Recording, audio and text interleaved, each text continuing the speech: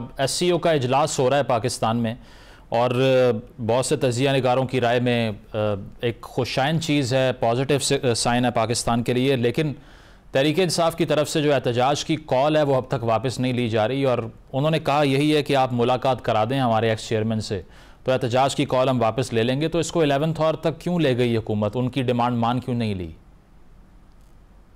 जी, एक जमात की ये मुतालबात पर कौमी मफाद को कुर्बान नहीं करना हमें, ये बात वाज़ेह है। और इस वक्त पाकिस्तान का कौमी मफाद ये है कि ना सिर्फ ये कि पाकिस्तान मेज़बान है शंघाई कोऑपरेशन ऑर्गेनाइजेशन के जो सरबराही इजलास का, बल्कि इस वक्त जो एक तो दुनिया में जो सूरत हाल बन रही है उसके हवाले से, लेकिन मुस्तकबिल के हवाले से जहां एक दो ब्लॉक्स बनने जा रहे हैं, एक मगरबी और एक चाइना के इर्द गिर्द जो इकट्ठा होगा, उसके हवाले से भी इस सरबराही इजलास की इंतहाई अहमियत है।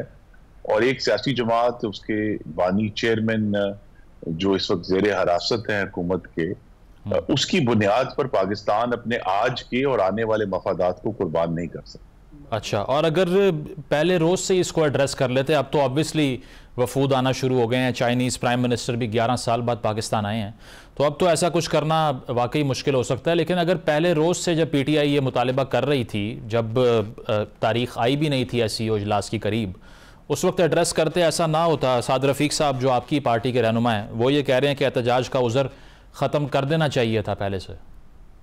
जी, उसकी कोशिश की जा सकती थी, लेकिन आप ये देख रहे हैं कि तहरीक इंसाफ का जो फाशिस्ट रवैया है कि वो अपनी एहतजाज की कॉल को, यानी सड़कों पर अगर अनारकी और तशद्दुद होता है, उसको एक दफा नहीं, ये पहली दफा नहीं है, बारहा इस्तेमाल करते हैं हुकूमत को ब्लैकमेल करने के लिए। ये ना हुआ तो ये हो जाएगा, ये ना हुआ तो ये हो जाएगा। तो यहाँ एक रास्त मौका है हुकूमत के पास, इसमें वाज़ेह हम कह सकते हैं कि जो भी पाकिस्तान के अंदरूनी सियासी खलफशार भी है, इत्तफाक के राय की कमी भी है, लेकिन उस सब को हम चंद दिनों के लिए मौखर कर सकते हैं जब तक हमारे सारे मेहमान जो हैं वो खैरियत से वापस नहीं लौट जाते, फिर सियासत शुरू कर लें। अच्छा, वैसे तो अडयाला जेल की जो इंतज़ामिया है वो तरदीद कर रही है खुर्रम साहब, लेकिन PTI के बहुत से रहनुमा ये क्लेम कर रहे हैं, उमर अयूब साहब ने भी कहा कि वो कैद तन्हाई में हैं, अखबार तक उनको दिया नहीं जा रहा, ख़बरें देखने नहीं दी जा रही, फिर कैंटीन भी जो पहले उनको अवेलेबल थी वो भी उन पर बैन कर दी गई है, तबीयत भी उनकी ठीक नहीं है।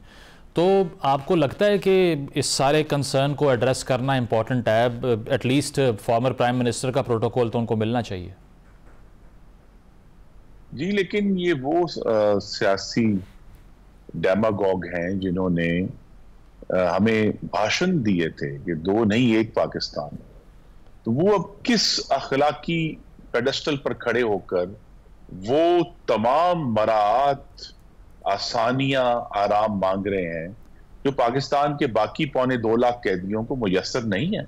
ये तो फिर इंतकामी सियासत हुई ना, अगर आप कह रहे हैं कि अपने दौर में वो यही करते थे, हमने भी यही करना है। नहीं जी, नहीं, वो ये करते नहीं थी, वो ये कहते थे। अगर मैं आपके नाजरीन को याद करा दूं, कहते थे दो नहीं एक पाकिस्तान। वो अमेरिका जाकर धमकियां देते थे कि वो एक और साबिक वजीर आजम से तमाम बरात वापस ले लेंगे। वॉशिंगटन में उनकी तकरीर आज भी रिकॉर्ड का हिस्सा है। लेकिन उसके बावजूद मैं ये जरूर कहूंगा कि तहरीक इंसाफ के लीडरान के जो गुफ्तगू है उसमें झूठ ज्यादा है, सच कम है। उनको जो मराहत अवेलेबल थी वो हैं, सिर्फ उनकी मुलाकात पर पाबंदी लगाई गई है। और मुलाकात जो है वो किसी भी तरह किसी कैदी का लामहदूद हक नहीं है। हमें खुद याद है कि जेल मैनुअल हमें ही बार बार पढ़ाया जाता था कि हफ्ते में एक दफा मुलाकात होगी, और राना सनाउल्लाह के केस में तो हम सबको मना कर दिया गया था कि सिर्फ उनका खानदान उनसे मिलेगा। तो लिहाजा ये सारे जो कानूनी इशूज हैं उसको हुकूमत या रियासत के गले पर छुरी रख बना देना और कहा जी अगर आप ये करेंगे वरना हम तो एहतजाज करेंगे SCO वाले दिन। लेकिन इशू यही है कि हम सबको फोकस इस बात पर करना है कि चंद दिन के लिए अगर हम एक शख्स की जो लामहदूद अना है उसको साइड पर रखकर पाकिस्तान के मफाद का सोच सकें, तो कितना ही अच्छा होता है कि अगर PTI के लीडरान ये कहते हैं कि हम अभी 3 दिन के लिए अपनी सियासत को मौखर करते हैं, जब तक ये नहीं हो जाता हम फिर एहतजाज कर लेंगे। तो गालिबन हर तरफ से ना सिर्फ इसकी तहसीन होती बल्कि हुकूमत के जहन में भी यही आता है कि अगर कोई जमात जो है वो जो एक तहजीब के नॉर्म्स हैं उसके मुताबिक बात कर रही है, तो जरूर उसमें पेशरफ्त होनी चाहिए। लेकिन उनकी तरफ से हमेशा ही एक थ्रेट है, तशद्दुद की धमकी है और एक भड़क है कि ऐसे नहीं होगा तो ऐसे हो जाएगा। इशू यही है कि पाकिस्तान के पास एक बहुत मौका है कि एक तकरीबन दुनिया की 40% आबादी जो है वो इस वक्त उसके SCO और अरकान के मुल्कों में रहते हैं। पाकिस्तान जो दुनिया के जो न्यूक्लियर पावर्स हैं उनकी भी गालिब तादाद जो है वो SCO का हिस्सा है। तो आने वाले दिनों में SCO की जो अहमियत है उसने बढ़ना है और इस आज जो इजलास इंशाल्लाह कल और परसों होगा उसमें पाकिस्तान के पास मौका है कि वो एक अर्ली लीडरशिप जो है उसका मुजाहरा कर सके। तो जो अर्ली लीडरशिप है वो किसी जमात की तो मीरास नहीं है। मतलब अगर मैं ये कहूँ कि जी SCO तो सिर्फ हमारा इसलिए कि मियां नवाज शरीफ ने जुलाई 2017 में जब फुल मेंबरशिप मिली थी पाकिस्तान को तो वज़ीर आज़म नवाज शरीफ, तो लिहाजा SCO जो है वो मुस्लिम लीग नून का जो है वो सब्जेक्ट है। लेकिन ऐसी बात नहीं है। ये पाकिस्तान के हर आने वाली हुकूमत का, हर आने वाली जमात की हुकूमत का ये उनके लिए एक ऐसी लेगेसी है जिसके ऊपर हमें तामीर करनी है, तकरीब नहीं करनी। बिल्कुल, इसकी इंपॉर्टेंस से तो कोई इनकार नहीं है। एक और महाज पर चैलेंज हुकूमत को दरपेश है वो आईनी तरमीम का है। उस पर क्या बता सकते हैं आप? मौलाना साहब ने बात की कि काफ़ी हद तक रिकन्सिलिएशन हो रही है। क्या डिफरेंस था उनके मुसव्वदे में, आपके मुसव्वदे में, और ये कॉन्फिडेंट है हुकूमत कि अब वो आपके कैंप में ही हैं और अब तहरीक इंसाफ वाला ऑप्शन मौलाना साहब ने साइडलाइन कर दिया? जी इस वक्त तक तो सब इशारे मुस्बत हैं क्योंकि हुकूमत ने भी अपना जो स्कोप था, जो उसकी वसत थी आईनी तरमीम की, उसको बहुत महदूद किया है, उसको मिनिमाइज किया है। तो जितना एजेंडा मिनिमल होगा उतना ज्यादा कंसेंसस का जो स्कोप है वो बढ़ता है। तो अब यही तवक्को है कि जैसे ही SCO खत्म हो जाता है तो उस मिनिमल एजेंडे के ऊपर जो है वो सब जमातें मिलकर पेशरफ्त करेंगी। और ये जरूर मैं बार बार याद करा दूं कि जो मुसव्वदा है जिसके ऊपर बहस हमें करनी है वो तभी हमारे सामने आएगा जिसकी काबीना मंजूरी दे देगी, तब हम इस पर संजीदगी से और वेरीफाइबली बात कर सकते हैं। जब तक काबीना किसी जो है वो लेजिस्लेशन को अप्रूव नहीं करती, ये सब क्या सराहियां हैं कि वो उसमें क्या हो रहा है। पिछली बार मैं जरूर कह सकता हूं कि पहले के मुकाबले में बहुत एक महदूद तरमीम है जो सामने आई। पिछली बार तो काबीना खुद लाइल्म थी ना, इस बार ऐसा तो नहीं होगा? जी नहीं, इस दफा तो सब इसको डिस्कस कर रहे हैं और जो असल से सिग्नल होता है कि कानून साजी होने जा रही है वो तभी सिग्नल आता है जब काबीना उस मुसव्वदे की मंजूरी दे देती है। जमात इस्लामी समझती है कि चीफ जस्टिस भी अपना लाने के लिए आप ये सब कुछ कर रहे हैं। What if they are joined with PTI और एक और चैलेंज आपको दरपेश हो, सड़कों पे धरने शुरू हो जाएं फिर? जी देखिए, ये जो चैलेंज है या धमकियां हैं, इसकी बुनियाद पर जो रियासत के अंदर हमें इस्लाह करनी है उसको रोका नहीं जा सकता। ये थ्रेट हमेशा रहेगी। और चूंकि सियासत है, आज जिस तरह बहुत सारे माजी के जो वाकयात हैं जो हम कहते हैं कि ये 18वीं तरमीम जो है वो मुस्बत थी और उसने अच्छा काम किया, उस वक्त वो भी बहुत कंट्रोवर्शियल थी। उस वक्त भी कुछ यही जमातें गालिबन जो है वो धमकियां देती थी। तो उसकी बुनियाद पर तो अपनी पेशरफ्त को रोका नहीं जा सकता। लेकिन ये हुकूमत की कोशिश है कि हम इस पे ज्यादा से ज्यादा कंसेंसस हासिल करें, सबको दावत दें और आईनी तरमीम में जितना ज्यादा कंसेंसस होगा उसके लिए उतना ही बेहतर है, क्योंकि आईन की तरमीम है, कोई एक आर्जी कानून नहीं। लेकिन हम पूरी कोशिश करेंगे कि हम इस पे कंसेंसस हासिल। लेकिन खुर्रम साहब, उस पर टाइम तो दरकार होता है ना। मौलाना साहब ने कहा 18वीं तरमीम पे 9 माह लग गए थे। बिलावल साहब की बात सुने तो वो कहते हैं 25 से पहले करनी पड़ेगी। हुकूमत की बात सुने तो वो उससे भी ज़्यादा उजलत में थी लास्ट टाइम। आपने इतना वक्त क्यों नहीं दिया कंसेंसस डेवलप करने के लिए? क्या कुछ शख्सियात के आने और जाने का फैक्टर आपके जहन में था? जी तमाम जो वक्त की ज़रूरियात हैं वो सामने रखी जाती हैं, लेकिन ये हकीकत है कि सुप्रीम कोर्ट जो अपनी मौजूदा हालत में जो उसका बहुत ज़्यादा वक्त, बल्कि गालिब वक्त जो है वो इन आईनी और सियासी केसेस में सर्फ हो रहा है। तो अगर एक आईनी अदालत बनती है तो अवाम को जो डिस्पैच है उनकी अपीलों का, तकरीबन कोई 49 से 55,000 अपीलें हैं जो पेंडिंग हैं, उनको डिस्पैच में मदद मिलेगी। और जिस तरह मैंने कहा, नीयत के ऊपर तो बहस लामहदूद है। जिस वक्त भी आप कोई करेंगे तो आपकी नीयत पर शक किया जा सकता है। असल इशू यही है कि 14 साल से एक जो हमने तजर्बा किया था 19वीं तरमीम के बाद, वो तजर्बा नाकाम हुआ है। जो अदलिया है वो अपने अंदर आज खुद इस्लाह करने में नाकाम है। वो पाकिस्तान के अवाम को डिलीवरी करने में नाकाम है।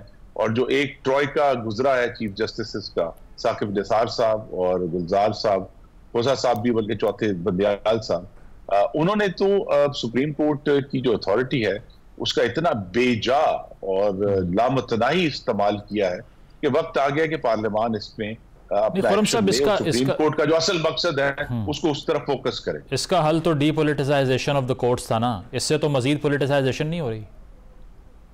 नहीं, देखिए इस वक्त जितने भी जजेस 14 साल से, और ये हमारे सामने है एक तजुर्बा, 14 साल से हम देख रहे हैं कि गालिब तादाद उन हजरात और खवातीन की है जिनको अदलिया ने खुद पिक किया और प्रमोट किया। क्या उससे हम किसी भी तरह बेलाग तरीके से कह सकते हैं कि अदलिया की कारकर्दगी आज बेहतर है 14 साल पहले के मुकाबले में? वो बेहतर नहीं है, बल्कि बहुत सारे मामलात में खराबी बढ़ी है।